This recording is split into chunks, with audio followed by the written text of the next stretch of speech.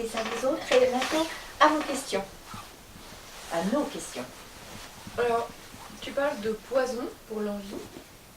Et moi, je m'interroge, parce que je me rends compte que j'avais absolument pas du tout identifié que c'était une envie. Et du coup, quels sont les signes qui font dire que ah, là, je suis dans l'envie et que là, je suis dans... Enfin, pour éviter d'aller plus dans le poison. Pour moi, le premier signe, c'est je coupe la relation. C'est ce que je disais à propos de conservation, c'est que je me recroqueville sur moi-même et l'autre est tellement devenu une source de cette, enfin, supposément, une source de cette douleur que j'éprouve que je coupe. Je parle plus, je regarde plus. C'est trop douloureux. Alors dans la jalousie, je vais être en relation aussi. Ça rejoint le boudé. Oh, pire que ça, je pense. Oui, il y a quelque chose de commun, au sens de couper la relation. Oui. J'ose même pas, quelquefois, m'avouer la douleur que c'est de contacter en même temps que l'autre a quelque chose que je n'ai pas et que moi je n'ai jamais eu. Je pense que bouder, c'est de la colère et que envier ou être dans l'envie, c'est... Il y a le chagrin. Il y a j'ai mal. Voilà, j'ai mal. Ah, oui. Oui. Oui, bien vu. C'est plus clair pour toi? Oui. Donc ça, c'est une alerte. Oui. Ça pourrait aussi être du côté de la passivité agressive. Mais là, on sera encore du côté de la colère alors que tu insistes sur le fait que ce soit de la douleur.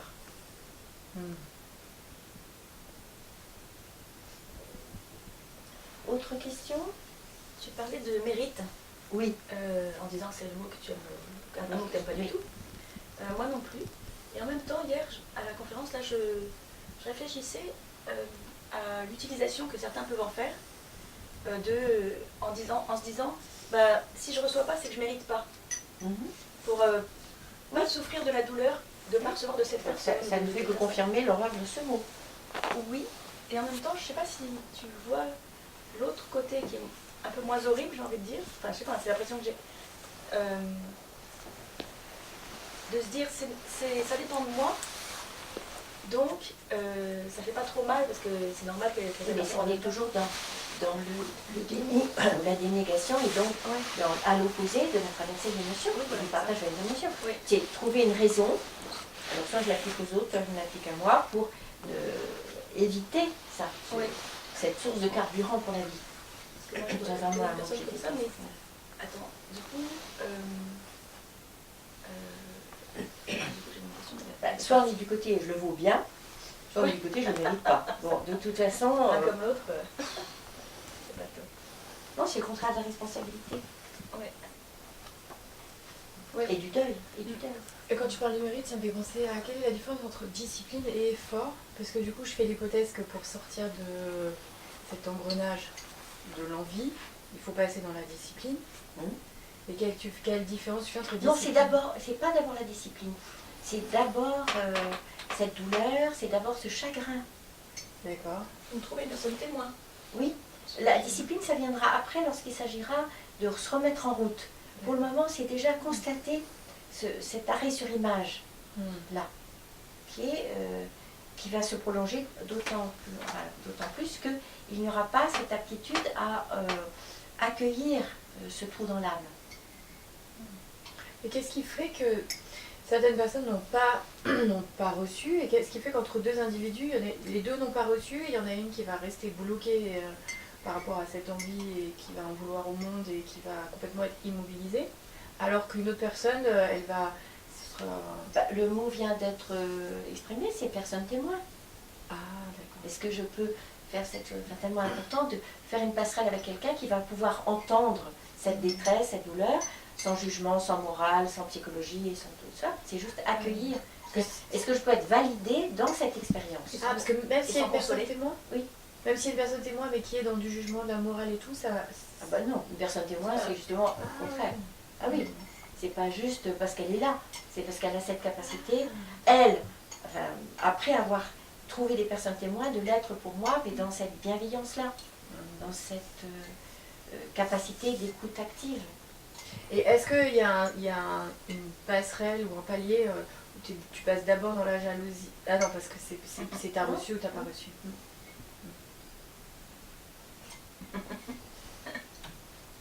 Bruno, des questions?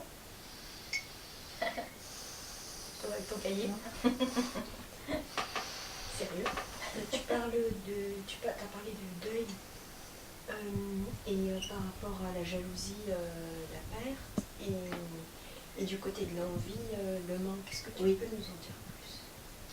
C'est une des grandes différences qui m'importe, c'est de toute façon, nous allons manquer beaucoup de choses, et donc ce sont plusieurs deuils, je n'ai pas reçu. La perte suppose que j'ai reçu et que dans un deuxième temps, j'ai perdu. Donc ce sont deux dynamiques très distinctes et qui mettent en jeu des composantes très différentes. Nous n'avons pas la même aptitude, selon nos caractères ou notre histoire, à vivre le manque ou à vivre la perte. Donc c'est juste qu'est-ce qui se passe d'avoir eu et de ne plus avoir. Et qu'est-ce qui se passe de ne pas avoir eu et de savoir que je n'aurai pas. Et tu dis de toute façon, nous allons manquer, et j'ai envie de rajouter, de toute façon, nous allons Nous m'en perdre, et de toute façon, le troisième point, c'est celui de changer. Nous allons changer avec le prix à payer. Mais je trouve que quand même ton tableau avec le triangle et que par exemple l'envie, vivre égale manquer, oui, mais c'est hyper fort. En fait, je veux dire que vivre, c'est un peu la vision du monde. C'est avec quels yeux je regarde le monde. Et quand je suis dans l'envie, c'est l'amour, c'est le manque. Voilà. Et la jalousie, c'est perdre. C'est tout ce que je perds. Et moi, ça me parle tellement. En fait, quand tu dis ça, aussi, Marceline, ça me remet en contact non seulement avec ma détestation du mot mérite, mais avec ma détestation de ce que nous vend comme vivre, ce serait être heureux. C'est comme, chaque fois qu'il est question de ça, ça serait dans une forme de déni de ces réalités-là. C'est pour ça que je vais plutôt dans mon tableau, vivre, c'est créer. Mais créer, ça veut dire aussi prendre en compte tous ces aléas, la perte, le changement, les mauvaises surprises, les douleurs, et en même temps aussi l'enthousiasme, l'admiration, la capacité à me relier à des modèles. Mais c'est pas être heureux qui revient à quelque chose aussi d'un peu statique, enfin d'un petit peu illusoire par rapport à cette réalité, perdre, manquer, souffrir, tomber, etc. D'ailleurs, être heureux, c'est un état. C'est un état, et c'est pas un mouvement. C'est un état, c'est ce qui passe. Qui voudrait nous faire croire à une sorte de pas permanence dans le sens où j'entends, mais d'état, oui, d'état. Qui, une fois que j'ai planté mon petit pied là-dessus, eh bien, je peux aller, je peux dormir, quoi. Je vois pas la différence entre état et traverser du chagrin ou traverser du... Justement, l'état, c'est ce qui nous ferait croire que nous serions dispensés de ce mouvement-là. Ah oui, c'est ça. De cette course d'obstacles avec les épreuves à traverser. C'est ça le déni dont tu parles. Oui. C'est de croire qu'on pourrait toujours être heureux. Oui. Mais surtout que ce serait un objectif. Avec ce que ça suppose de une fois pour toutes. Voilà. Alors qu'il n'y a pas une fois pour toutes. Il y a tous les jours à se remettre sur cette route-là. Avec des deuils, avec des surprises, avec des projets, avec du désir, tout ça. Or, l'envie, c'est une des choses qui nous fait nous arrêter sur cette route. La jalousie, moins, c'est pour ça que c'est pas quand même du même tonneau. Et tous ces deuils nous permettent d'être du côté de la pointe de mon triangle avec désir. Et le désir, c'est ce qui nous fait supporter les aléas, les épreuves, parce qu'il y a quelque chose de plus important. Alors, moi, j'ai observé hier après la conférence, et c'était assez extraordinaire, c'est que je serais dans cette soi-disant gourmandise, d'envie, de vouloir absolument tout avoir. Et en fait, j'ai senti, non pas parce que je désire, mais parce que j'ai manqué. Oui. Et en fait, hier, en repartant, tout d'un coup, j'avais plus envie de tout.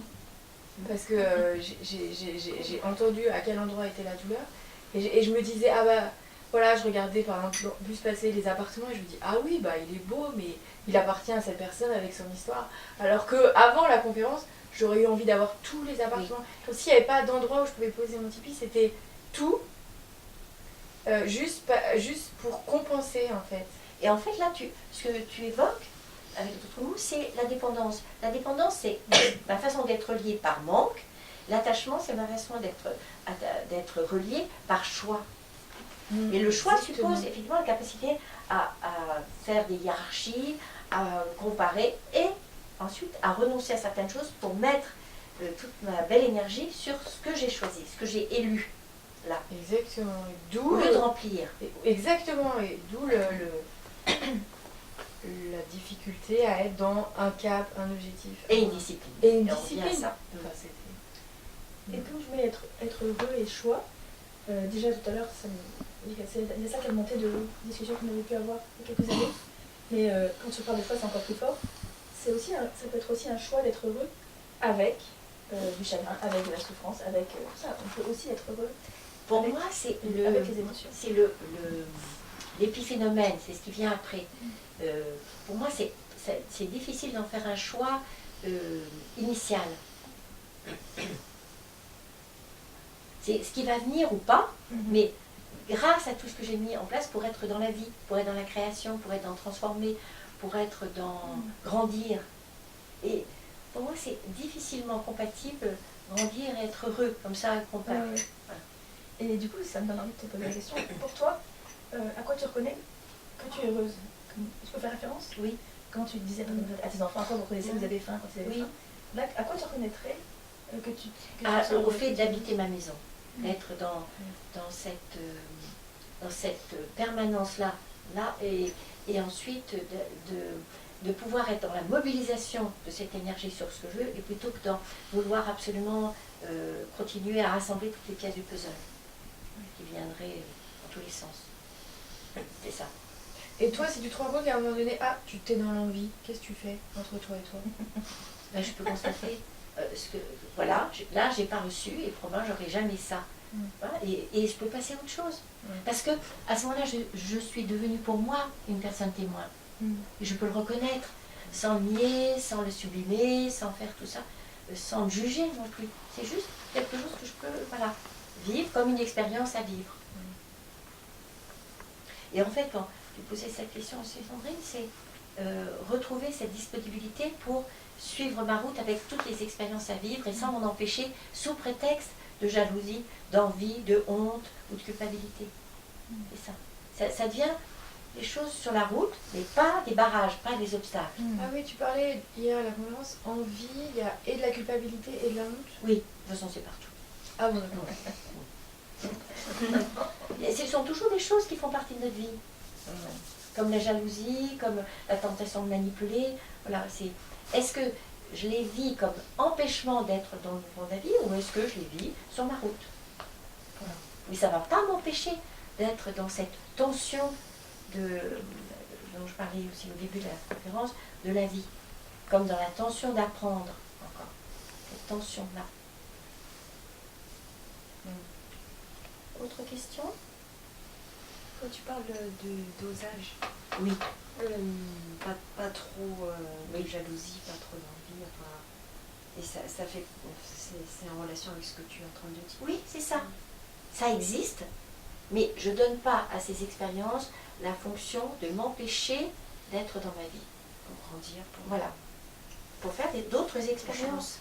Et pour d'autres rencontres. Et d'autres découvertes aussi.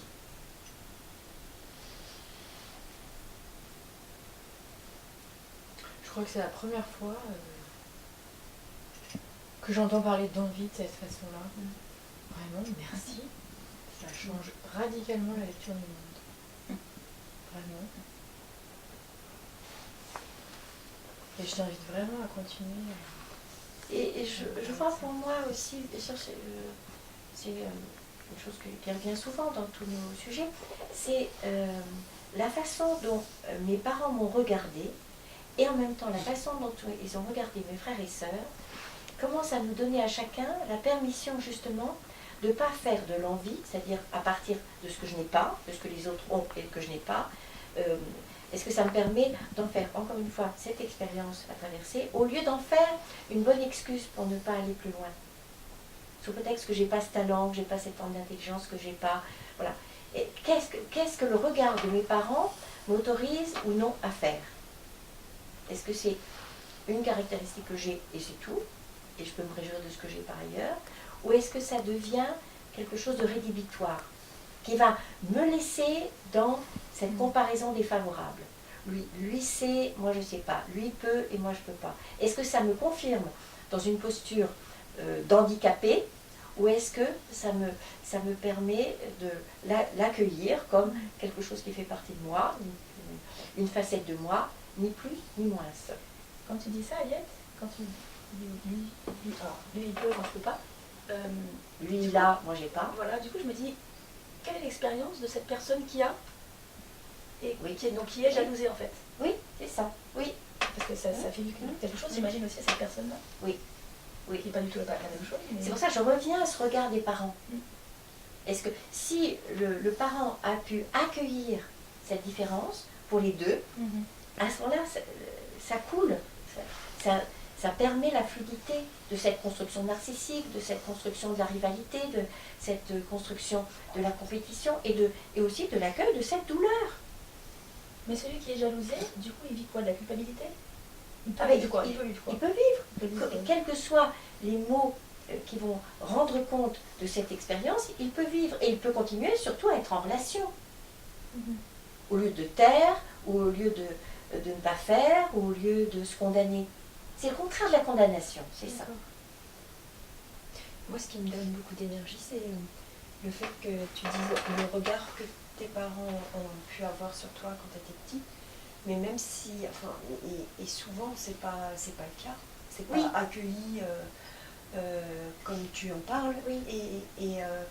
Et c'est de pouvoir se donner le choix, enfin, dans ses choix de vie, etc., de grandir soi et de s'offrir ce cadeau après. Voilà, pouvoir, et c'est pour ça que j'insiste, c'est quand je dis les parents, ces figures parentales, si c'est pas vécu à la maison, comment est-ce que ça a été vécu à l'école?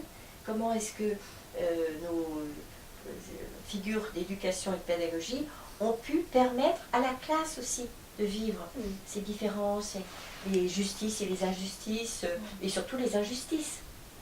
Comment est-ce qu'on a pu parler de la dyslexie, du fait de bégayer? Comment est-ce que ça a été accueilli et accompagné dans l'expérience? Petit à travers d'autres personnes, ou grand, Oui, enfin, oui. et après... Bien sûr. Et ensuite d'arriver réparer. à réparer. Oui.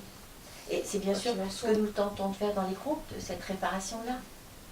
De permettre l'expression de l'expérience et ensuite la réparation éventuellement de ce qui a été mal vécu autrefois. Ça donne espoir que tout n'est pas perdu et que... Tout est toujours réparable. Voilà. Bienvenue à cette conviction.